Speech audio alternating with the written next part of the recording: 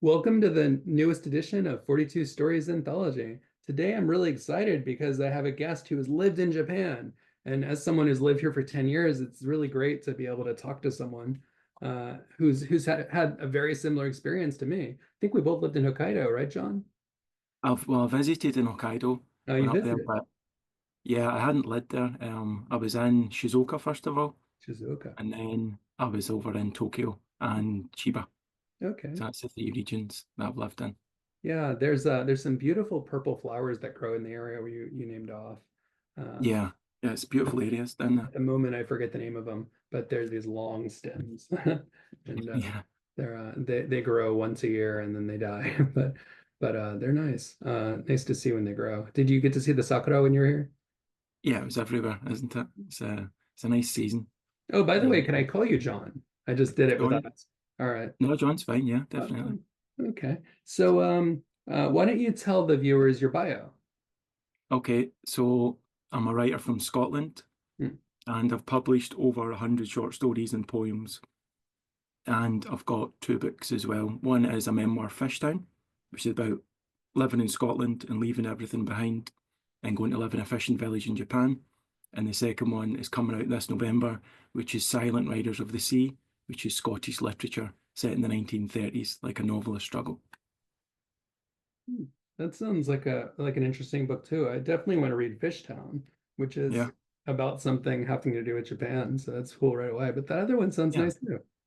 Hmm. Thanks. Great. So now that you've done that and you lived here, how about you give them a Juku Shokai, which is a self-introduction in Okay, Japanese. And then I'll try to translate with my bad Japanese. no worries.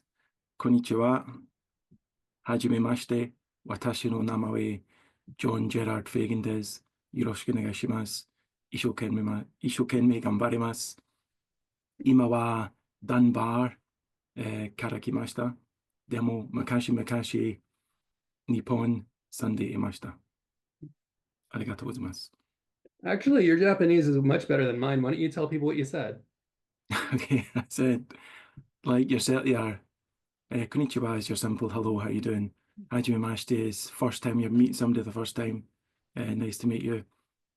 What else did I say? I'm from Scotland. Um, oh, did I say Scotland Ojindes? But Dunbar is where I'm living just now. But in the past, I lived in Japan. So that was 2013 that I lived back in Japan until 2019, just before the pandemic, which is, I think a lot of people ended their Japanese journey around about the pandemic, and some, I think, luckily, because I know a lot of people that I worked with, they just stayed in their job and get paid to do nothing because the universities were closed. It was good. But yeah, Yeah, 2019 was wild because that was one of the best years of my life, and it was one of the worst years of many people's lives, 2020 as yeah. well, because I was accepted into a doctoral program in Japan Oh, nice. and then moved to Osaka and had a lot going on. That was great like that. Got my first house. Well, I'm renting it, but it's a house that I've ever had. Yeah, nice. And a lot of great stuff going on, and all these people around me are going, "Man, this year sucks." And I go, "Stop, it doesn't suck. It's great." You know? You have to take the positive, definitely. And that seems like you've got a lot there. God. Yeah, and but it's too bad that you had to leave. What'd you do when you went back? So I transferred over to Heriot Watt and Edinburgh University Oh, back in Scotland, but that was all teaching online, so it wasn't proper until like the next year. Um, so that was good, and then I moved into doing editorial work for Edinburgh University. oh, That's kind of what I'm doing just now. that's wonderful. So you mentioned teaching. What are you teaching? So before I was teaching Japanese literature, Hmm. a little bit of that, and English literature, and English for academic purposes as well. Oh, So how to write proper essays, which was hmm. which is not as fun as it sounds. Not Well, as it I sounds. know because I teach that too. That's why I said whoa. Yeah, is that what you do? Yeah, Yeah, well, that's one of the two of the classes I teach. Yeah. yeah. It's uh, it's Hmm. good. It's good once they get the hang of it. But it's a hard thing to teach, I think, to try and really get into it. Yeah, it depends on how long you keep your students motivated. Yeah, And if you keep them into it, then it stays fun. But if they get what is it, the blues of studying? I don't know what they call it. yeah. where they seem like they're senior citizens all of a sudden, it gets harder. True, yeah. God, it's hard to keep attention if you've got like a heavy subject. Mhm. Yeah, I was It's teaching like, social linguistics last year, and yeah. well, this year too, I'll be teaching it. And yeah, I had to switch the book twice Wow, wow. because the Well, students yeah. just weren't digging it. Yeah, okay, but Ah, yeah, I supply the chapters though, so hmm. it's not costing them any money. But I want to That's talk good to know. about your books though, instead of books that they're reading. Well, actually, I want to talk about books you like. Hmm. Let's start with that kind of thing. I go from like four questions that are that are easy to two long writer questions. And Hmm. so the first one I'm going to ask you is about books you like. Yeah. Why don't you tell the viewers some? Okay. Well, I think the book I would say is my favorite is Cormac McCarthy's Sutri. Have you read that before? No, only when you should the list. Yes. It's a big book. It's kind of autobiographical. Autobiographical. It's a difficult word to say, but it's kind of like based on his real life, based over the span of 30 years, and beautifully written. Lots of imagery, amazing characters, and the story just keeps flowing and flowing. It's one of the books you're reading it and you're just stopping after a couple of pages going, how is he doing this? And it's kind of like, it's violent, like he's got a lot of his books are violent, like Blood Meridian, but it's beautiful. Um, and it's like a unlikable main character that he's driving through. So there's a lot of bad things, but you're Well, still rooting for him. So it's like it's like a wee bit like Tony Soprano in a way hmm, that he's mental. You know, you should hate him, but part of you loves him. So it's like Sutri is a great book. And Oka's Fires on the Plain hmm, is another book that I do love, about soldiers in the Second World War, but in the Japanese side.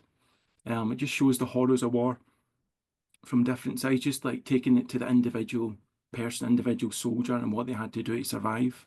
hmm, So it doesn't really matter what side you're on, you can just see, like, you can relate to the human aspect of it. Like when he finds some salt and he shares it, realizing that he's going to have nothing else to have, and then they abandon him. So he's just trying to get companionship as he's lost. Um, and other soldiers are eating other soldiers, and it's very vivid again, but it's a beautiful book. So they two are like ones that stick out in my mind. I do like stories set in World War Two, World War One. I think they're really interesting. And I recently read Werner Herzog's uh, new one. I can't remember what it's called now, but it's set in the Second World War as it ends about a Japanese soldier who was defending a tiny little island, hmm, and he doesn't get the memo that the war's over, so he's defending that little island for like 30 odd years, up to like the 1970s. He's by himself at the end, but there's like a wee squad of four of them, hmm, and they think the Korean War's going on, so they're seeing the planes. Then the Vietnam War's going over, so they still think it's going on, and Japan hasn't surrendered. So that's really, really good. hmm. Yeah. Yeah, so it's obvious that you like Japanese culture and their history. Mm, I do. Well, I want to add a question if it's okay. What inspired that? I didn't wait for you to say if that was okay, so you didn't have to answer. That's okay. What inspired my love of Japanese culture? Yeah, yeah, it's I think fascinating. going, I think going there. Hmm, Like I wasn't someone who was who loved Japan before I went.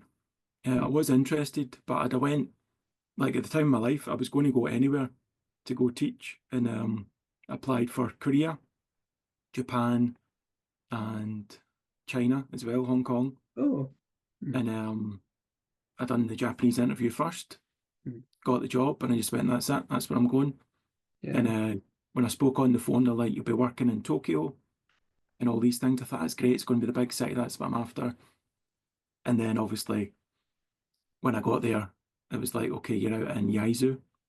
I was like, where is this? And it was like the middle of nowhere, but that's your usual like extent when you get there. Not really many people get to work in Tokyo. So they kind of sell it as if you're going to be close and having that sort of life, but in reality, it doesn't work out that way.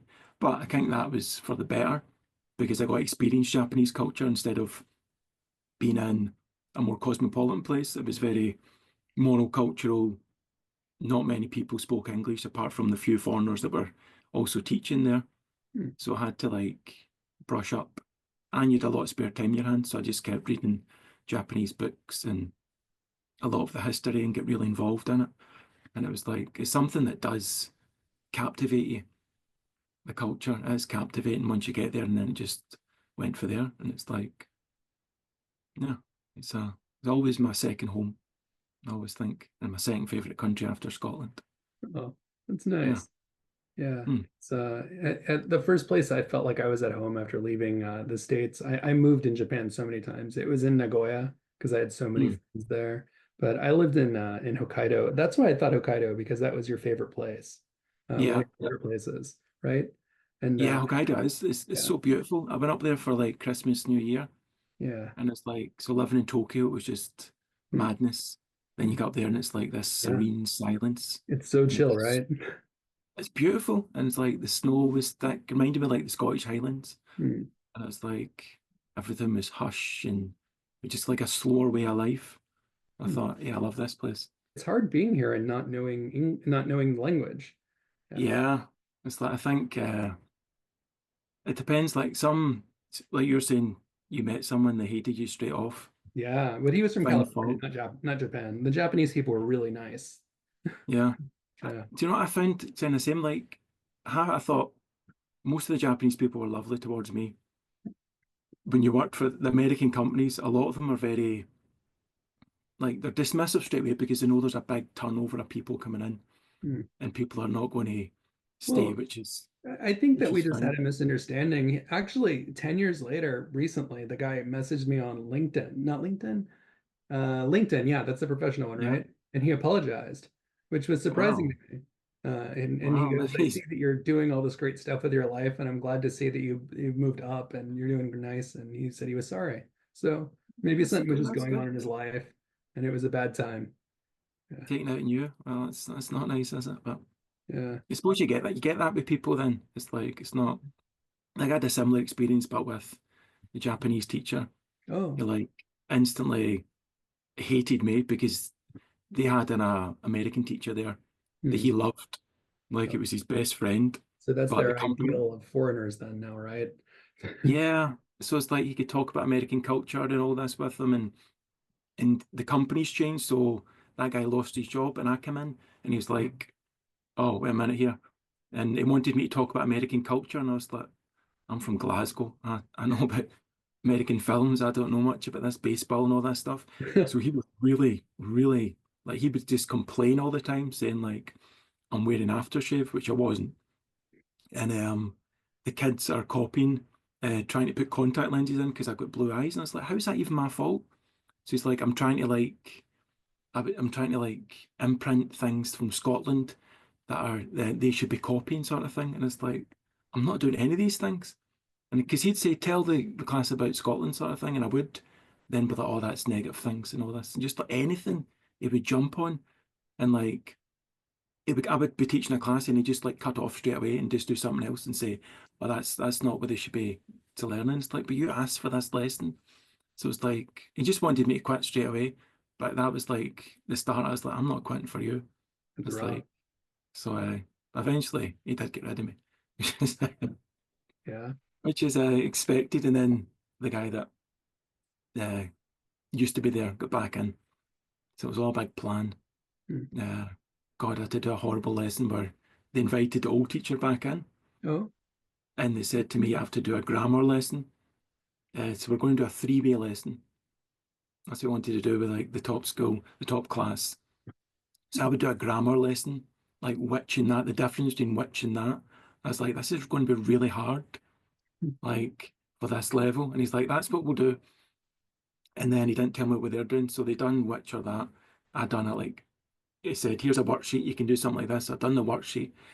And so at the start, they come in as if they're like charging onto like a football field or something. They're all celebrating. The two of them come in like, I was like, what is going on here? And then they started to doing this quiz, which is cool. They're doing a wee quiz for the kids.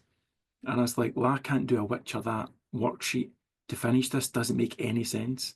And hmm. then he's like, Gomenasai, John Sensei, Makashi worksheet. And I was like, what? And they're all like, and all complaining stuff like that. And then he's like, okay, on you go. And I had to hand out the worksheet, and they're all just like staring at me, and he's like, "You don't have to do it. You don't have to do it." So I was like, "What is going on here?" So then the headmaster was watching as well. He's watching this, and then he's going, "Ah, okay." And then the teacher's going like, "See the difference, like that way between the two of us." And that was it. I was like, "Well, obviously he's trying to bury me here." And that was that way. Then he's like, "Oh, you should probably go home now." Hmm. I was like, "This is this is nice." I was like, but I done four schools. You know, they did your wee rotation, and three of them were lovely. Just that one was really, really difficult. But Sounds that's like a it's rough like, one. Hmm. you get these things, don't you? You Yeah. just have Well, to. when I was teaching I was teaching elementary for a minute, about five of them. It was for a year, and I was going around them. And one of the teachers was screaming at me in the office once, and I put my hand in her face and I said, "We're done talking." And she was shocked because she's this Japanese teacher and she's supposed to be above me. And I said, "Yeah, Mm, I'm not listening to someone who's yelling at me. Shoo." And then when she kind of didn't, I got in her face and I said, "I told you to shoo." And she was shocked. She tried to call my work, and I said, "This lady was screaming at me at the top of her lungs. I'm not putting up with that." definitely not. And they said, "Okay, well, the students love you." I said, "That's right, because I give the best lesson I can, and I do my job. I'm not going to be yelled at by somebody and talked down to." Yeah. And I wasn't threatening her. I just went, "You're not going to yell at me. You know, it's not Mm. going to happen." And That, sometimes here you kind of have to bully the bullier, or bully the yeah. bully, be bullier. I don't know, whatever the word is. It's like I think some people just see you as a target. You go like, "You're at the bottom. Mm, So if I'm having any problems with that, then I'm just going to take out on you because you've got nowhere to go. yeah. So unless you do stand up for yourself, Mm. then it's like they're going, that's easy, mate." Yeah, I But think it was after having so much time here and just not caring anymore and knowing that I was going to go to universities and work there. mm, And I think it was that there was no risk in just being honest at that time. it's good though if you've got the Mm, like I'm similar. I got to work in the universities mm. after a time, but you pay your dues by doing working in the schools to Definitely. learn That's a about. great way to put it, paying dues. Yeah, but this Um, is kind of like you get there. yeah, It's so I worth it. understand why Hokkaido is one of your favorite places. What's another one of your favorite places? Um, I would say Skye in Scotland. Oh, okay, why? It's just beautiful. It's like there's so many amazing mountains. The scenery's beautiful. The drive through it, um, and it's got beautiful beaches, beautiful waterfalls. It's got like the old man, just like have you ever seen Prometheus, the alien movie, Yeah, the newer one? It's yeah. like when they go up, it's like it's otherworldly. Something like because it was obviously an old volcano that's like formed and then like changed over millions of years. So it's got all this unique sort of mountain ranges Mm, and like beautiful locks, and it's just the place is absolutely like it's one of the most beautiful places I've ever seen, and I've been to most places in the world, at most continents. I think it's one place I was like, wow, yeah. Just and going through, you drive through the Highlands in Scotland. You get out the yeah. busy part, you drive through, and it's a beautiful drive, and then you see the castle before it, and then you drive over the bridge, and then suddenly you're in this like majestic island. Somewhere to recommend. The closest I've been to Scotland is Liverpool, and that's nowhere near it. That's the UK. You know, it's Yeah, totally that's different down place. England. But that was the closest. And I'm gonna take my fiance there one of these days to Scotland, and we'll definitely check that out. That's on Oh yeah. our list is to go. So thanks for explaining it. You describe it really great. I think anyone who listened to that would hear someone who's a great narrative writer. So Thanks. yeah, definitely stick Yeah. around with your writing.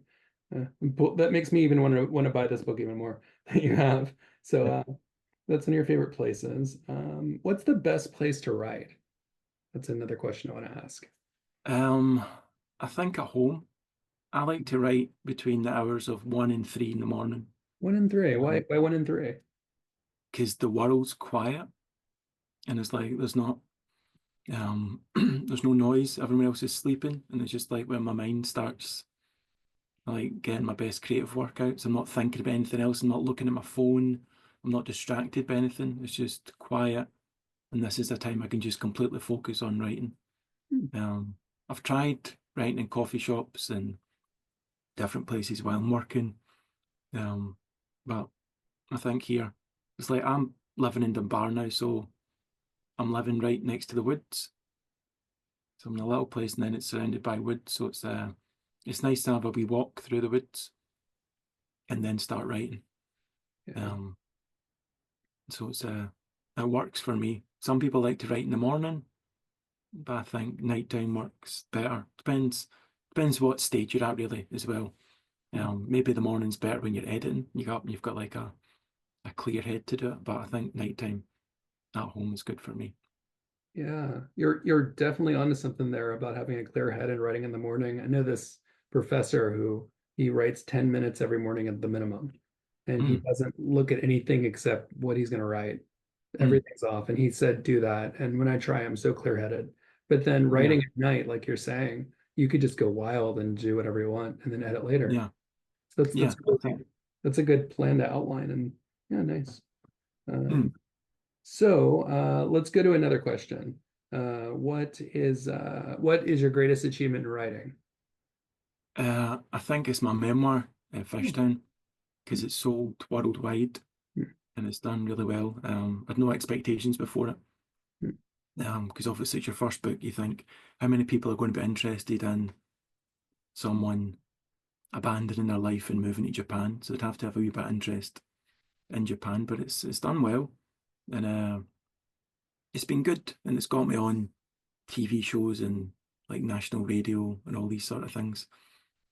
Which is it's all been great, and I think the reviews as well feel like you read reviews of people you've never met before, and it's really they've connected with it, and it's kind of like that's really a good part of writing that you've made a difference to someone's life. So it's for your own story, and it's that.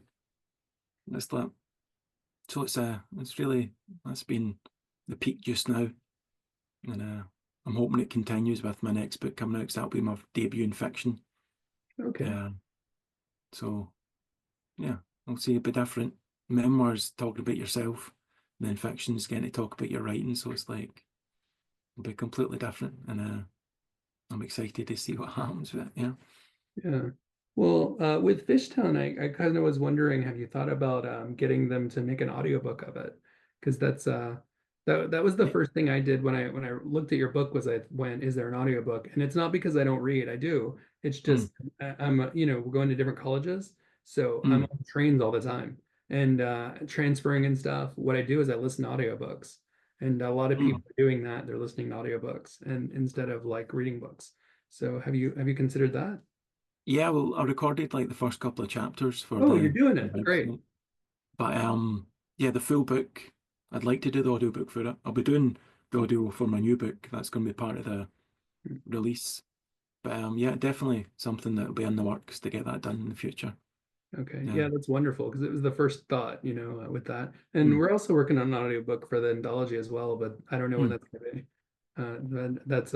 That's the kind of what it's I'm probably more excited about that. But I should be excited about the release in November too. Yeah, that'll But be I good. think the That'll be good. audiobook's going to be fun too. I'm going to see how it turns out. And I look forward to yours as well. So for Thanks. the next question, um, was that the first story you wrote, the Fish Town, or what was? The very first story that I wrote was I was about 10 and we Oh, were in primary school, and it was a little comic strip, and I wrote about a superhero called Super Silk and his wee pal, wee Jimmy Nothing. hmm. And they're like muscle bound toddlers, and they're at the gym, and a group of robbers come in and they beat them up Oh, and stop them from robbing their gym. And it's like it's a strange wee story for a 10-year-old, but I've still got that. But it kind of like that's the round about then is like the time that it started jogging me to get into writing and write more wee stories, and comic strips when the first when you're a kid to start with, because I like to draw as well. So it was yeah, that was the first one. And I think like high school kind of killed my joy of writing and reading, because the stuff I was reading was horrific, and I had some teachers that just like completely dismissed my avant-garde sort of wild writing. They're just like, this is rubbish.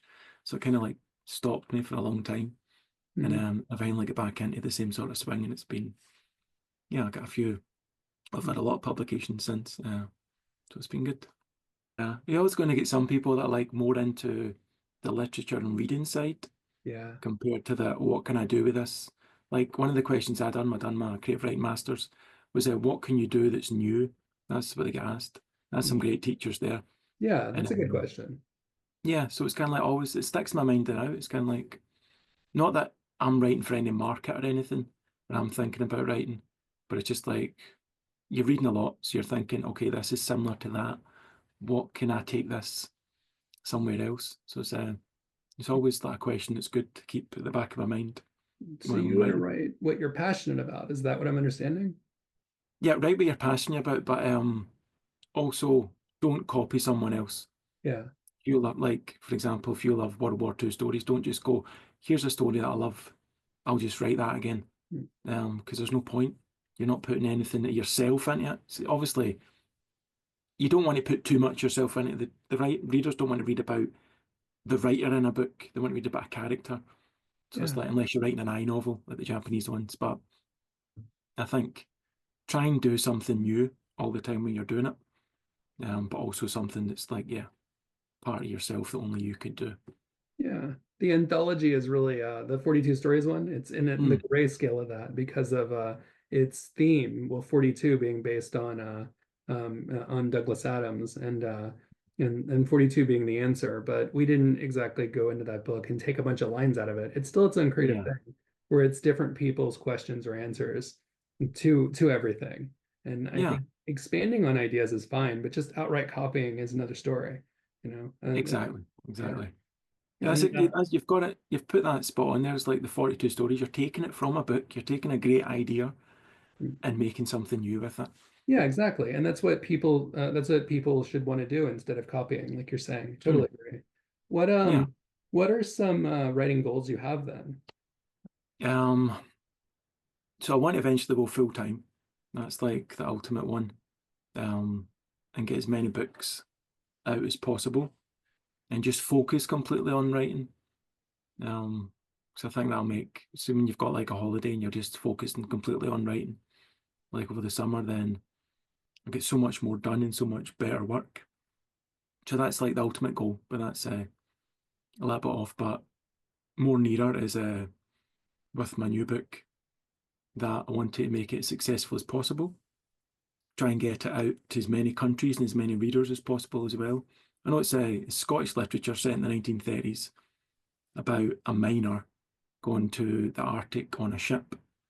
Um, so it's obviously it's pigeonholed a little bit to Scottish culture and Scottish themes, but it's universal stories at sea, universal like people struggling with their lives and like trying to better themselves. It's kind of like it's tied a wee bit in my own life when I was like in my 20s going to Japan when I had nothing going for me and I thought I need to do something different.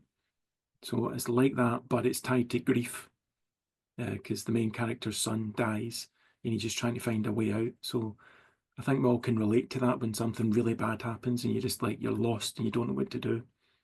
So I want to try and get that book out to as many people as I can and get it successful as I can. But how do I measure that success in book numbers or just like again like if people like it?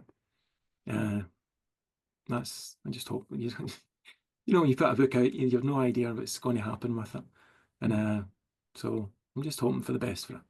Yeah. Well, I should ask you a question, but I feel bad because maybe every Scots person gets asked this question, Go on. which is because one of my favorite movies is the main character is supposed to be from Scotland, and but Okay. the guy's not Scottish at all. You know Highlander, Yeah. so so Yeah. it was one of my favorite shows, and I wonder if it's popular there. Highlander, yeah, the movie's massive still. Oh, There was okay. a there was a TV show as well. I mind Yeah, yeah. watching when I was a kid. You watched Uh, too? yeah, I was on Channel 5 back in the day. Okay. It's all right. It's good, but I think like I was it's not. obsessed. Yeah, the idea is great about Highlander Yeah. being immortal and going through. It's like, but even I watched the film recently again, and it's hilarious.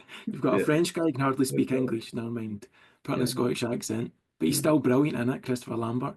And then mm, Sean Connery shows up and he's mm. Egyptian Yeah. with a Scottish accent. Right. And it's just, yeah, it's just, but it's madness, but it's good. It's like, this, it's just weird Yeah. uh, characters pop up and all that. But Mm. It's one of the films that's good. Like, is it Scottish in a way? I think Braveheart took their scenes of like the battles and stuff Mm. from Highlander. Like Oh, that started it and then they perfected it that in a makes way. sense. Hmm. Thanks for that. I haven't met someone to ask them except the friend I mentioned, but I never asked him about Highlander. So, so Oh, appreciate good film. it. Hmm. And their accents are horrible. I'm not even from there, and I know. So, Yeah. Okay, question. I think it's one of the most difficult accents to do, a Scottish one. You can Hmm. tell straight away if someone's not Scottish. Ooh. Even like that Disney Brave movie, Oh, straight away you're like, that's not a Scottish accent, that's not a okay. Scottish accent. And it's weird. You could have just hired everyone from Scotland. But Yeah, they they could have did. just hired a Scottish actress to play the Oh, character. the main one is she is Scottish, she's for Glasgow. Oh, she But is. it's like, Okay. yeah, The there's other a few people aren't. English actors in there that are just putting on the accent. And it's like Emma Thompson. It's like, that is not a Scottish accent. Hmm. Yeah, I kind of thought Mike Myers' version was a little overdone, but I don't know. What do you think? He's all right, actually. He's quite good at it. Okay. It's Yeah. like, I think Canadians are pretty good. It's close. Like there's a guy for Lost Hmm. that was a Canadian, but he was put Scottish accent in it, and that was quite good. It's Okay. it was as close as you'll get. All Hmm. right. Where can people find you on social media? I'm mainly on Twitter, Okay. so at John Gerard Fagan is where I post most of my stuff and most of my updates about my writing. That's like where to go. Yeah. I follow you there, and you have one of this. Is it a star that they put on you? Yeah, I I don't know. recent one. Yeah, Like verified? yeah, I got that for because the books are coming up, so it's like get that in there is good. Good to Okay. have. Yeah, that's great that you did that. They did that for you, you said. No, no, no. You have to do that yourself to get verified. Before, like it was if you're famous or not, you got one. Hmm. But now, if you're going to be like someone that's got something to sell to the public, it's a Okay. good idea to have something to say this is actually you and this is coming from you. Oh, So, it's good to know. Okay, well, speaking of something that's coming from you, I'd like to show you something to get your view on it. It's kind of new. hmm, I don't know if you know this, but I've been paying I'm going to pay the editors and the artists from the book out of my own pocket. So I started a merch store, and I just hmm, want to get your opinion of it and yeah, go kind of on. put it out there to the viewers so they could see what's available. Instead of just doing a random video all of a sudden where I'm in different clothes and it's clearly I'm not talking to you anymore. I'm just selling. I'd like to be natural about it. So can I Yeah, show it to you? go on. Yeah. Thanks. So yeah, this is the merch store. It's at Redbubble, and the store is called Bam Rights. That's off my original website. There's also an Hmm, anthology website, 42storiesanthology.com. But this is what I go by with my own writing, and I use the store name for that. And if you hmm, go down, there's different products I have for the anthology. This is the logo of the anthology, and uh-huh. here you can see the whole name of the book, which is Book of 42 Squared, and 42 Stories Anthology Presents. With Redbubble, you have to go all the way down here, and then you see products. And Hmm. here's where you see the products. What do you think? I think it's a great idea, like to put branding stuff. So if you could do it this way instead of making up your own shop or that, like eBay or whatever. Yeah, well, what's great Um, about this shop is I don't pay until someone buys, and then they take a percentage off the sales, and they make all the products. I just put the art on there. You could do that with books, and yeah, oh, there you are. That's great. I think Then you need to have 5 designs up before they post you around. And that's why there's 6 there. So hmm, yeah, it's good for writers too. But it would be, yeah, if you're doing your own yeah, like t-shirts and stuff for your books, like book yeah. covers and stuff. You I can would, get a fish town on a book. So, yeah, I get in a t-shirt, is I. yeah. Well, thanks for taking a look at it. Hmm. And thank you for your time. I know worries. Thank you very much.